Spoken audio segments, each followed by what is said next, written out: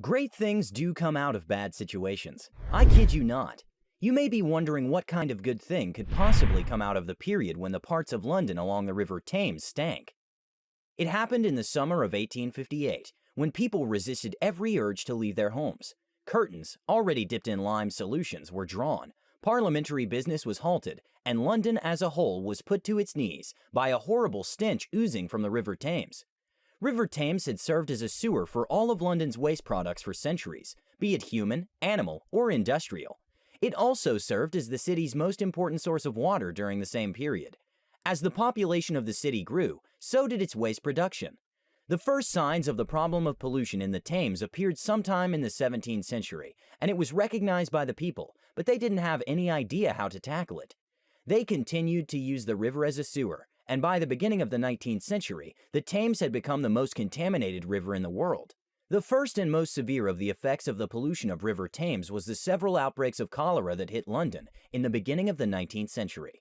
The first cholera outbreak was in 1831, claiming 6,536 lives.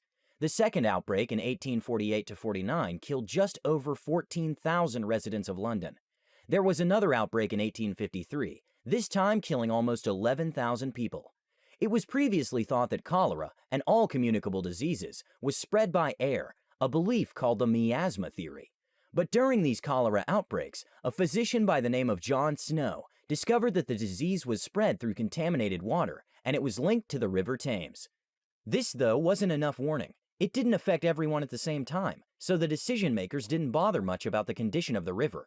It wasn't until about 5 years after the last cholera outbreak, the polluted river finally caught the attention of the decision makers right in the middle of an oppressive heat wave. This dropped the water level of the Thames significantly, and with that, brought the sewage to the shorelines. What was created began to ferment in the hot sun, and it felt like all the waste was beginning to get vaporized by the intense heat.